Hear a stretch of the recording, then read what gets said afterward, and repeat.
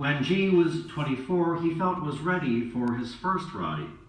But before he even considered looking for one, he decided to educate himself. He wanted this dog to be well trained and under his control at all times. And if you don't know something, the best way to find out is to read up on it. So G went to the bookstore and bought a book that even today is his Bible of dog training. Good Owners, Great Dogs by Brian Kilcommons. Today, he's on his 9th copy. Each time a friend gets a new dog, he lends it out, knowing he'll probably never see it return. From that book, G learned the training tips that he used on his first Rottweiler, Shaba, and that he still uses today. I had him well trained, G remembers. To teach him not to stray far from his side, G waited until 6-month-old Shaba wandered off in a field, then hid his considerable bulk behind a tree. That was it, he says. Shaba never again let G out of his sight. You have to teach a dog to be sociable with people, she says, especially a large and imposing breed like the Rottweiler. That book helped a lot. It taught me what I needed to do even before I bought the puppy, like how to pick a dog out of the litter, explains G, who has a little trick for marking his pick in the whelping box. He paints the puppy's toenail with a dab of nail polish so he can find it on his next visit. As an added precaution, G doesn't allow his dogs to jump up or even teach them to give their paw. If your dog tries to shake paw with a little kid and then knocks him down, you've got a problem.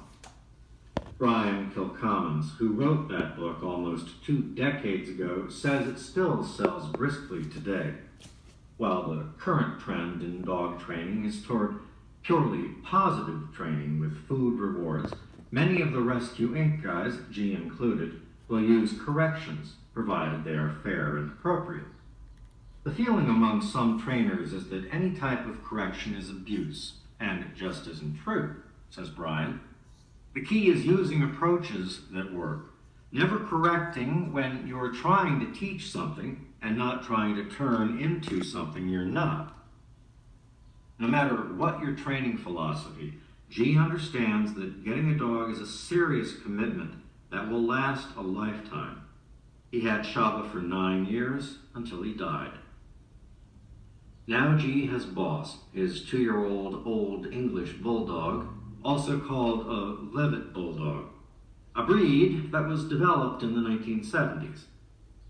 The Old English is a longer-legged iteration of the classic English Bulldog, which has been crossed with Bull Mastiff and Pit Bull. G knew from his research that the smart way to buy a dog of any breed is the time-consuming, old-fashioned way.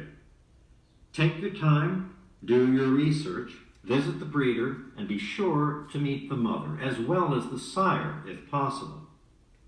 But G's deliberate method is a far cry from the way many people choose a dog. Quite often the decision is made spur of the moment in a pet store.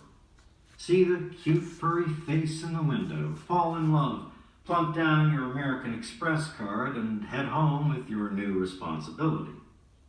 Like all the Rescue Inc. guys, and more people, thanks to the group's education efforts, G knows that the vast majority of pet store puppies come from large-scale breeding establishments informally called puppy mills. In the mills, females are bred at every heat, as often as every 6 or 8 months. As a rule, because the breeders don't particularly care, the bitches are not screened for health or temperament problems, and they are confined in cages, often under conditions as cramped and filthy as the one Spike was rescued from. Many mill dogs live in wire-bottomed cages, which splay and deform their feet, but allow the urine and feces to fall through, sometimes onto the dogs below them. Rescue Inc. has participated in several events to raise the public consciousness about the real story behind that doggy in the pet store window.